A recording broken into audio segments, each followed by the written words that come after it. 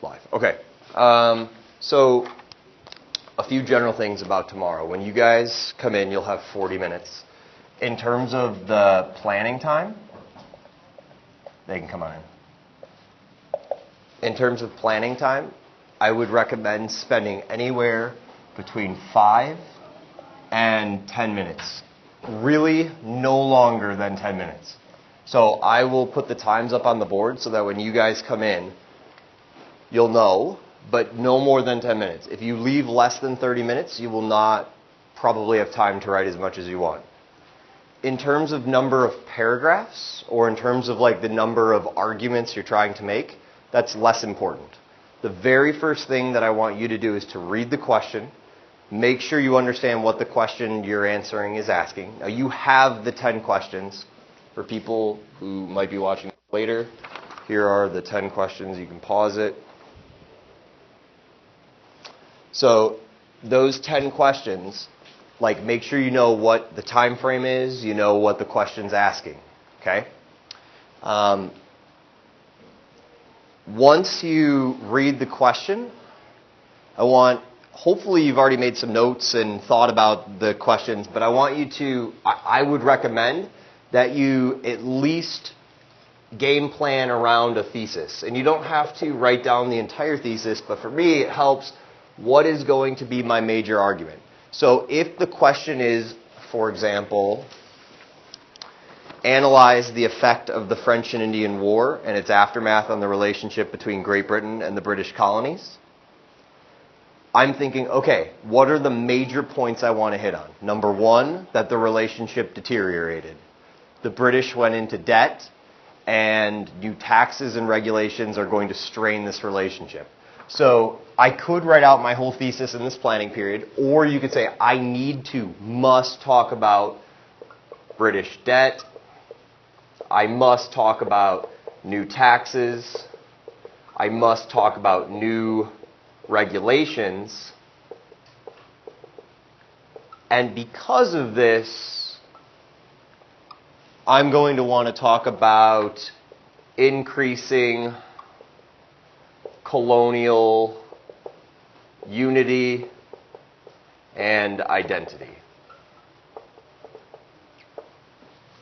And so what I mean by that kind of stuff is, okay, with this question, I have to talk about these things, and I want to make sure in my thesis that I say, because the British found themselves in greater debt, and there were tensions with colonists and Native Americans, there are new taxes and new regulations that will result.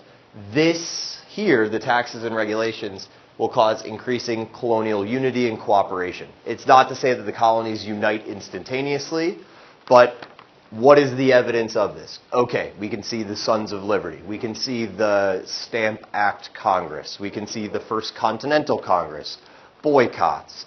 We see more cooperation and more colonial unified action in the wake of this. And so really that's my thesis, however you want to word that.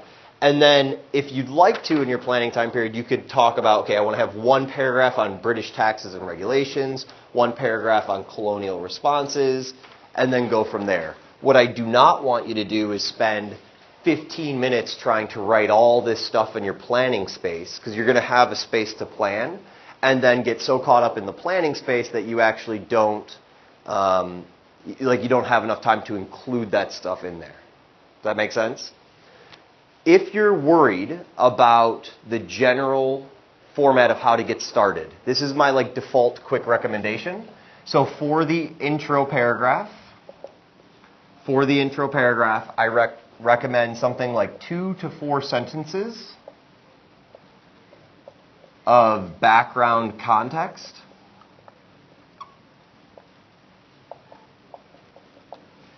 Remember that this context is part of the rubric scoring, right? So contextualization is part of that rubric that you have. And there's extra copies of the rubric on the back. And so for this one, what I would say is, hey, the French and Indian War was fought in the mid-1750s and ended in the early 1760s. During this war, the British soldiers and the American colonists fought together on the same side against the French and the Native Americans.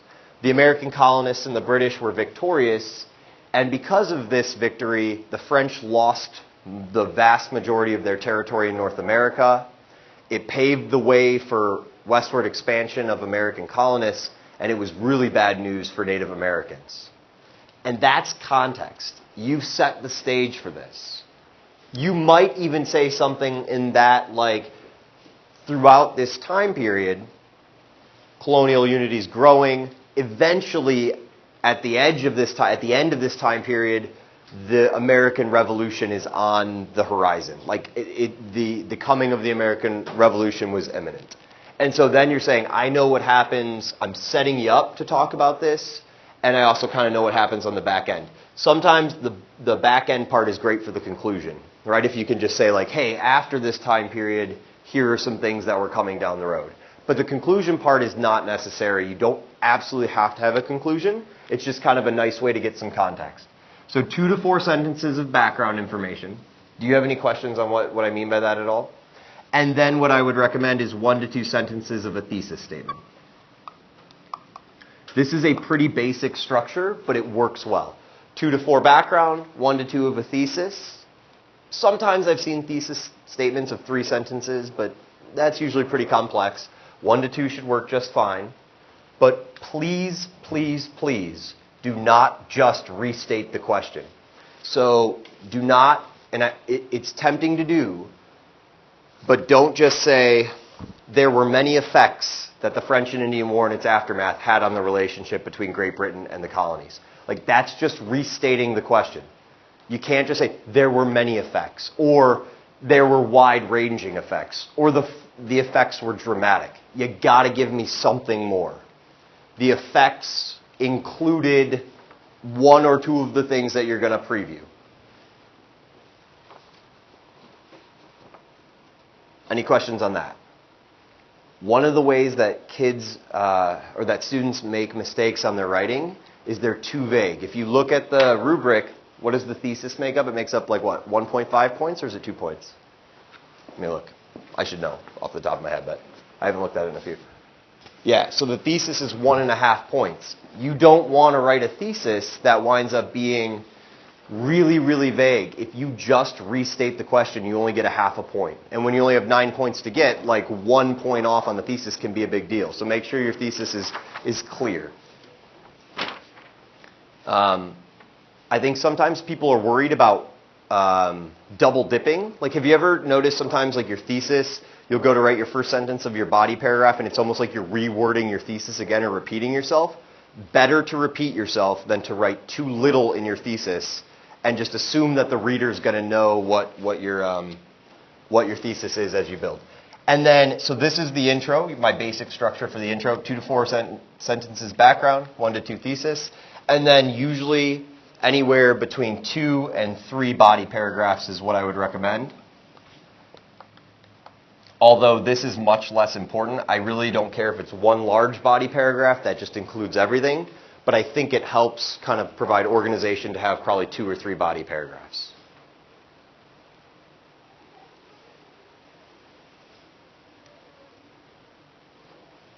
The only other thing I would suggest in the planning period, is there any people, vocab, specific events that you want to make sure you touch on that you think are relevant?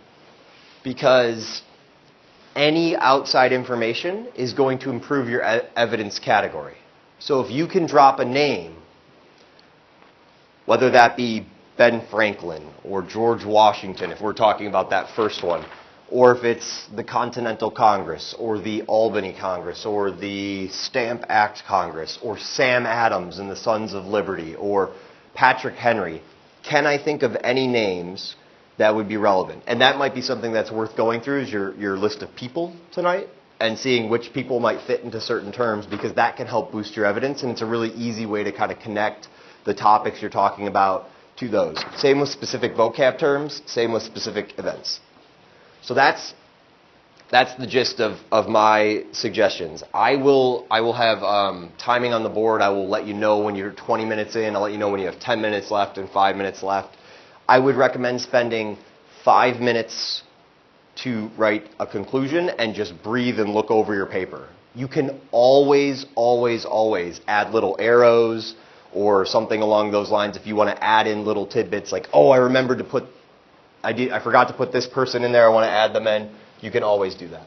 So spending 5 minutes at the end can kind of like help you kind of collect your thoughts and relook over it. Spelling does not count against you, so if you misspell something, it doesn't matter. In fact, this is one of the only tests that I would actually recommend. If you think you know the person, like, I'm going to give you an example. We were recently talking about the Bank of the United States the other day, and the person who was the president of the Bank of the United States was a guy named Nicholas Biddle, Biddle. He was I think was one of the people in the vocab that you had the other day.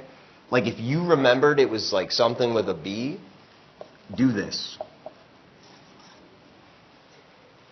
Like, I might be harsher on you for this, but like an AP grader might actually like be convinced that you actually knew what you were talking about. And so like, why not? You know, why the heck not? If you have literally no clue, just put the president of the Bank of the United States, or be as descriptive as you can be. Okay, questions about specific topics, so the specific prompts or anything that any time period that you guys are concerned about or anything like that, I'm happy to yeah, go ahead, Robbie. Go over to question 5. Okay, so question number 5. So analyze the changes and continuities that took place in the United States for 2 of the following groups. And this is between the beginning of the French and Indian War and 1800. So I can go over some important things. I won't game plan the whole essay for you, but I can go over a couple important things and trends that you should know. All of these 3, so analyze the change in continuities. So change, continuities. You must know first and foremost that you have got to talk about at least one of each of these for both groups that you analyze. So if you chose, so the 3 groups you can choose from are women, Native Americans, and African Americans, correct?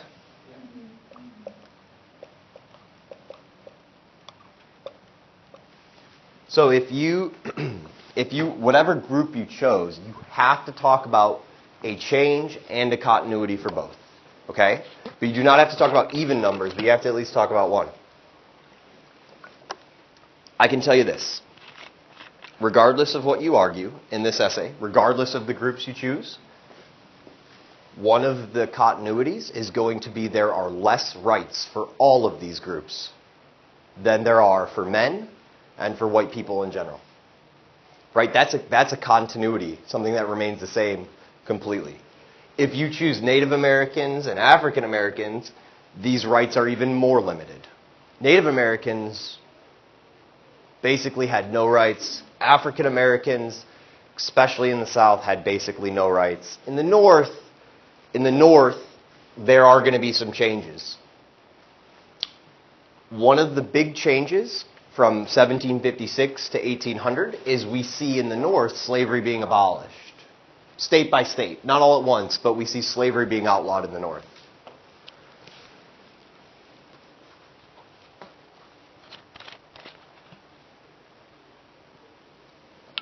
You would then want to talk about, well, why? So, a couple of reasons. One is that some African Americans in the North, they were fighting in the Revolutionary War, and also around the same time period, many European countries are abolishing slavery. So Great Britain had abolished slavery by the year 1800, and so you see this trend of slavery being outlawed. African Americans are still not going to share the same rights and privileges. They're still not voting. They're still discriminated against in terms of employment and education. But you do see slavery beginning to go away in the North. However, in the South, it's a continuity. Slavery is continuing to exist in the South, and by 1800, it's actually going to start increasing with the invention of the cotton gin. So this is a good way to talk about how in one region you have a change, but in another region you have a continuity.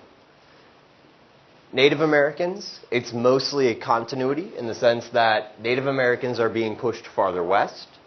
They are going to be in conflict with Americans continuously.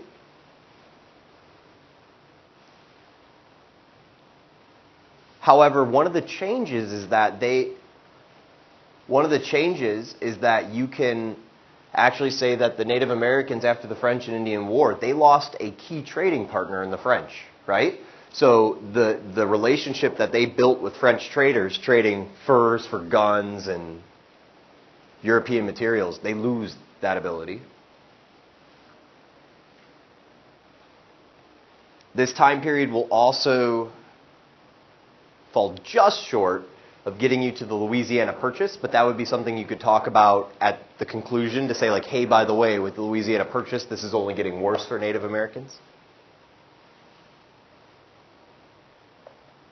Also, for the most part, in the French and Indian War and the Revolutionary War, which is inside this time period, Native Americans allied against or with the enemy of the colonists. So Native Americans fought predominantly against the colonists in the French and Indian War. Native Americans also fought predominantly against the British against the colonists in the Revolutionary War. They fought with the British, on the side of the British. Does that make sense? I didn't say that very well. Native Americans fought against colonists in both of those wars. For women, there tends to be more changes than the other two. However, one continuity is that women are predominantly going to be limited to roles inside the home. There's a term called the domestic sphere. This means the home, things inside the home. Women are relegated to the domestic sphere throughout the colonial times and into the 1800s as well. In fact, we just started talking about how women are getting opportunities to work in like textile mills and things like that. Women do find new opportunities during the Revolutionary War. We talked about how they formed the Daughters of Liberty and helped in boycotts and things like that. They served as nurses during the war. Women are also going to be very much so educating children and going to be seen as these Republican mothers who are teaching their children about government and the virtues of government and things like, republicanism and federalism and the way the government is going to be structured. So, regardless of what you pick, you have to touch on at least one change and one continuity. This is one where it would be very helpful to have, names of individuals or events that you could talk about. One of the other pieces of advice, before I take another question, that I could give you, it would be really good to, you'll notice that all of these questions span from 1754 all the way up through, I think the last one you have is until 1840, and it talks about political parties and how did they change. Could you go through on a timeline and give me major events on a timeline that happened between 1754 and 1840? So for instance, could you, if depending on the question, do you know when the Revolutionary War is? Do you know that's the 1770s and into the 1780s? Do you know when the Constitutional Convention is in 1787? Do you know when George Washington is sworn in as president in 1789 and the federal government under the new Constitution is off and running? Do you know, when the first election with political parties is between John Adams and Thomas Jefferson in 1796? Do you know when the Louisiana Purchase was?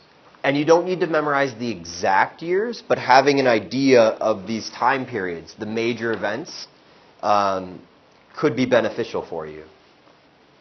If you go onto our Schoology page, there is a folder called the Semester 1 Review folder. In that folder, if you open that up, the Semester 1 Review folder, there is a summary for every chapter that we've read so far. It's like 3 paragraphs of a summary. If you go through, I think 1750, something like, is that chapter? I think it's chapter 6, if I had to guess. I don't know. Whatever the one that's about the French and Indian War, I could find out. I could tell you right now. But it might help you to read just those summaries, because that would be a brief explanation of the chapters that you've been reading. Were you able to pull it up? So if you start with, it's chapter 6. If you go to the Semester 1 Review folder, you could start and read chapter 6 summary, it's only like, what, 2-3 paragraphs tops? And then you have the broad, here's the big picture. And then you could read the chapter 7 one. It would probably take you 20 minutes to read chapter 6 through chapter 12 or chapter 13 summaries, and then that would be a good way to do the big picture. Okay. Any other questions about this one or another one? Yeah. Which one?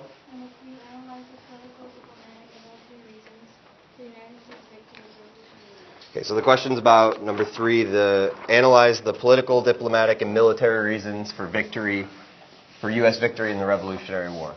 So on this one, the categories are given to you, right? So this is all about Revolutionary War, and it's asking about why the U.S. won, and it wants you to analyze the political, diplomatic, and military. Now, you could do this as 3 different paragraphs, that's fine.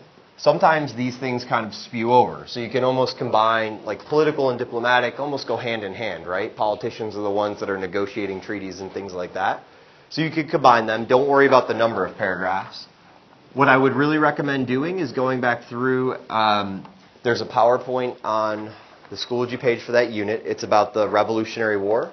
There's a table that I gave you that has all of the advantages and disadvantages of each side. Do you remember that? I gave you like advantages of the American side, disadvantages, advantages of British, disadvantages.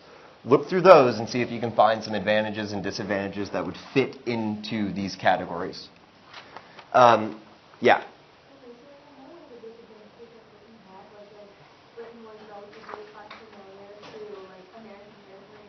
Yeah.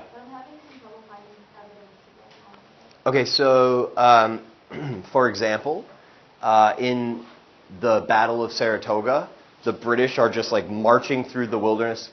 The British are marching through the wilderness in upstate New York, and they get caught off guard by the Americans, who are able to just like basically pin them down. And that was a significant turning point because the French wound up joining the side of the Americans after the Battle of Saratoga. Another example, the Battle of Bunker Hill, the very first major battle. The Americans, they knew where the British were coming from, right? So they got to pick the spot they wanted to entrench themselves. So if you are stationed at the top of a hill, you automatically are at an advantage from a territorial standpoint or a landscape standpoint because you're shooting down to your enemy that has to charge up at you. Other examples would be even the Battle of Yorktown, right? The Americans were able to use the advantage of knowing where the British were stationed and use their knowledge of the landscape to pin the British in both by sea and by land. There's not like specific instance where you can say, aha, this is the spot where advantage of the land is going to be the key turning point. But in any major American victory there, you could make that argument. In terms of politics, I think this is important to touch on. Make sure you understand that the government, the national government during the Revolutionary War is the Continental Congress, or we said another way to say this is the Confederation Congress, or just the Congress. And this government is the one that writes the Declaration of Independence. Thomas Jefferson's the guy that's assigned to do that. The Continental Congress, during the Revolutionary War, they also drafted the Articles of Confederation. So even though the Articles of Confederation were weak in structure, meaning that they set up a weak government, the fact that this government, this political body, the fact that they were able to draft a Declaration of Independence and draft a Constitution, and that in itself helped kind of provide political guidance and stability throughout the war. Like, you could make the argument that if the Continental Congress hadn't formed and drafted a Declaration of Independence and created this Constitution, maybe the French would never have joined the side of the Americans. Or maybe they wouldn't have had as cohesive a military strategy. If all of the colonies had just fought independently, they probably wouldn't have won. So even though the Continental Congress is pretty disorganized in general, the fact that they at least had a central governing body, that can be a military advantage in the fact that it was better than nothing.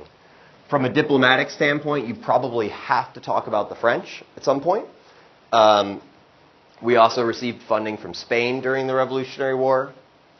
And then you could talk about the Treaty of Paris, which that in itself is a diplomatic victory in the fact that the diplomats were willing to get Great Britain, or were able to get Great Britain to recognize American independence.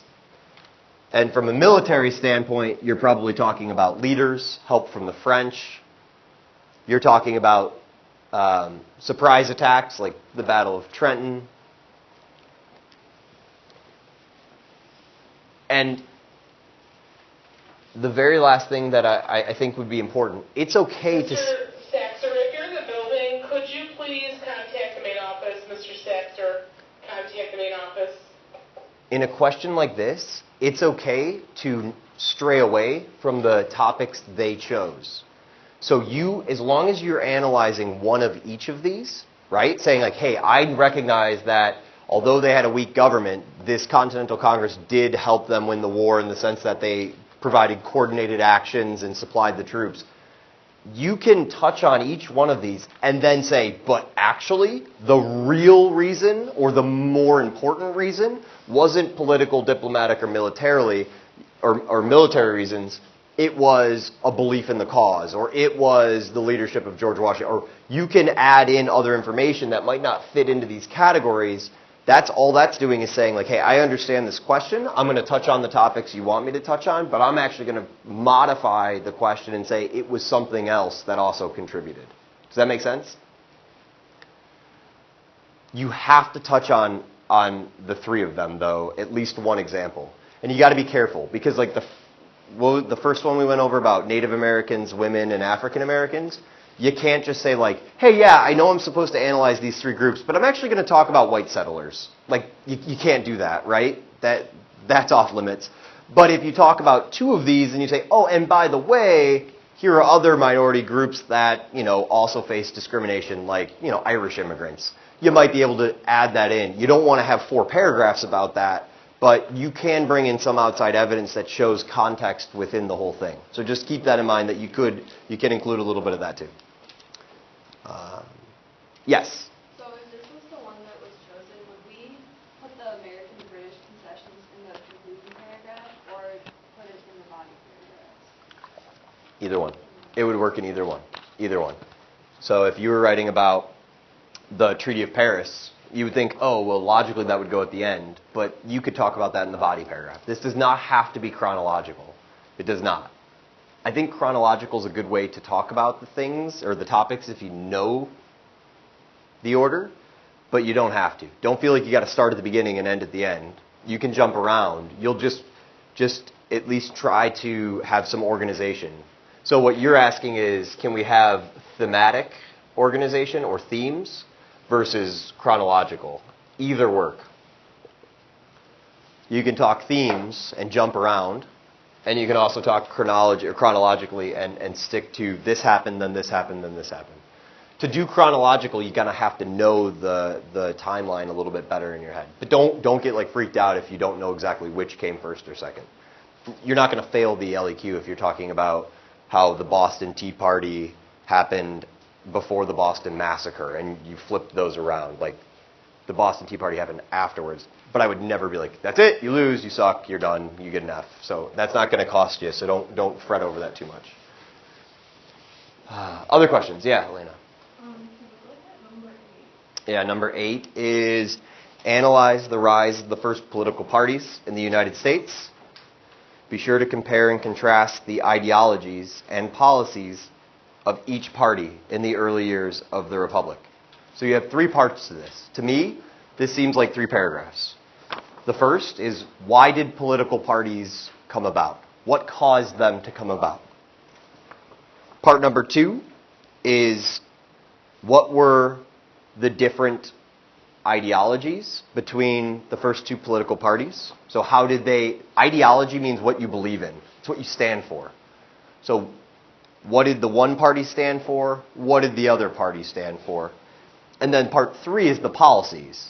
Because you can stand for something, but that doesn't necessarily mean that it happens perfectly that way. So to me, it looks like 3 different parts to this. Part 1, about analyzing the rise of political parties. What I would do, just so I have more to write about, is I would go back a little bit. Do you see how there's no time frame here? There's no years. I would say really you can see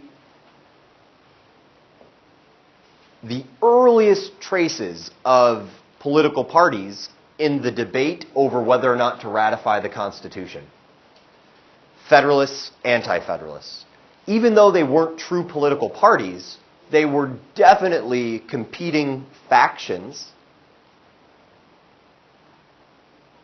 that had very different ideas about the role of the federal government. And so I would talk about the anti-Federalists believed that the Constitution set up way too strong of a national government. They said it lacked a Bill of Rights. I would try and name drop. And then talk about the Federalists, on the other hand, were arguing that we needed a strong national government. It was necessary, and that the country would fail if we did not have a strong national government. And then I would then shift into this same debate continued playing out once the Constitution was ratified and George Washington became president and Congress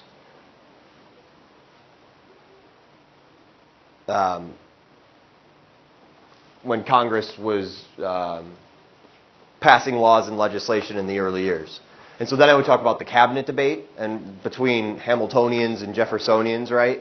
And say, hey, this is what Hamiltonians believed, and I would drop terms like loose constructionists, and I would look through that. And I would say Jeffersonians, on the other hand, believed in small government, and they were considered strict constructionists, and they wanted the states to have more rights. And so then I talk about what they believed in. And in terms of policies, I would try and pick out examples that embody the one and the other. George Washington tended to favor this side. And here Congress passed laws that seemed to side with this side. Right? So if we start looking at some of Hamilton's financial plan, there's like laws that were passed. They embody Federalist principles and big government ideology. So if you look at the Bank of the United States or that kind of stuff.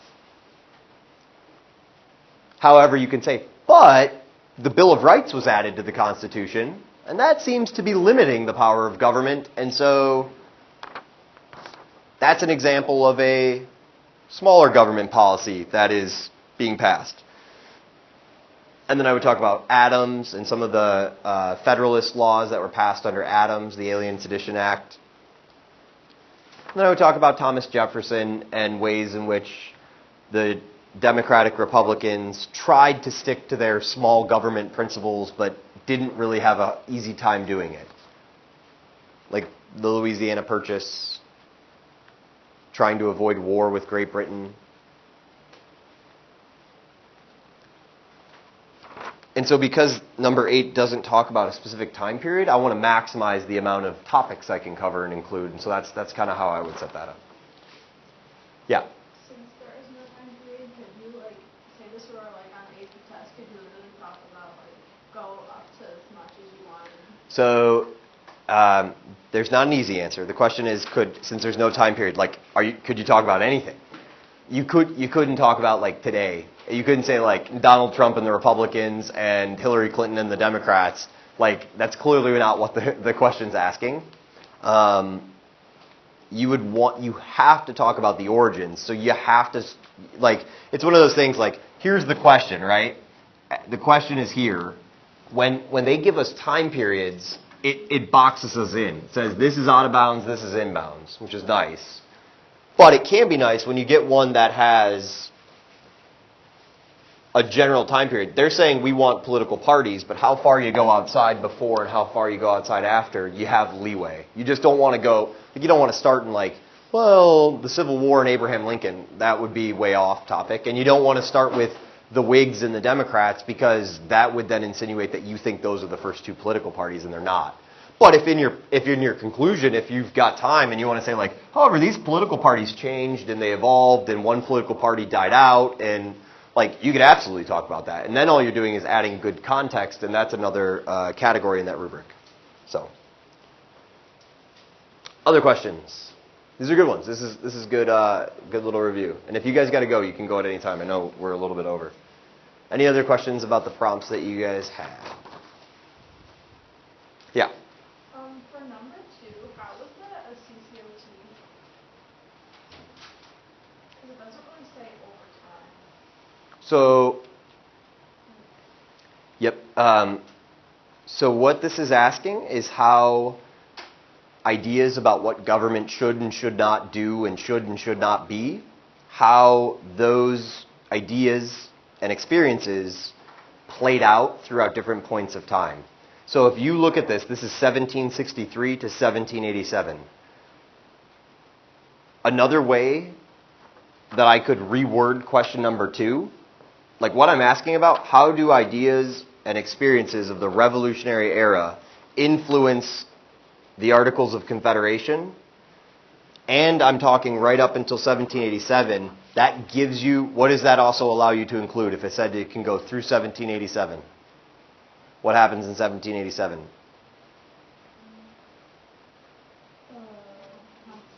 Constitutional Convention. So really what you can say is like, look at, why were the American colonists fighting the Revolutionary War?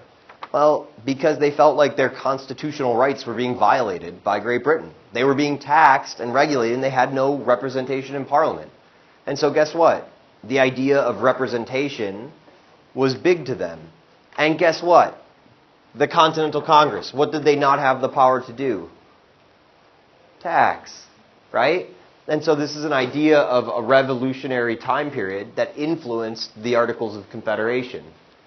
But then you could also say, hey, by the way, this didn't really work out that well. And this whole idea of not being able to tax, the national government not being able to tax, that also led to economic chaos and fighting between the states. And so in 1787, they rectified this. And that experience of this like really economic hardship, that influenced the second attempt. And so that allows you to bring in all of those things from the Constitutional Convention.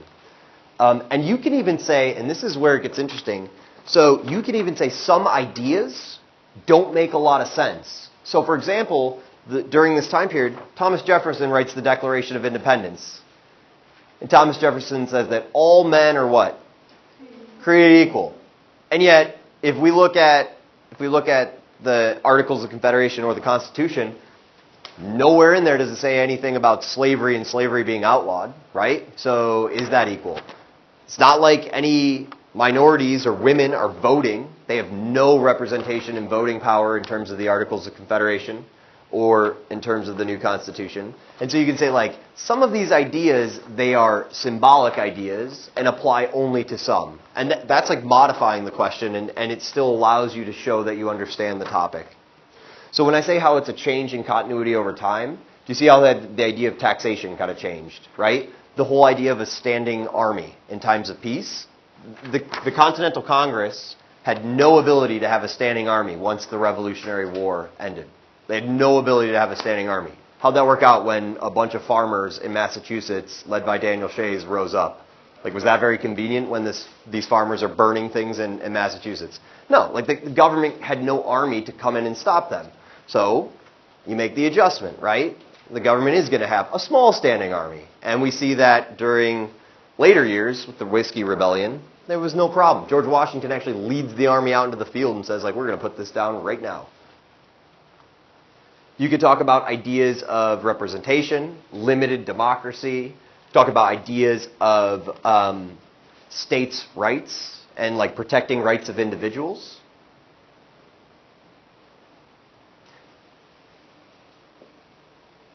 All of that stuff can be part of your analysis for number 2.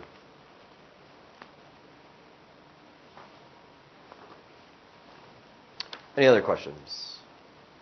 That was a good one too.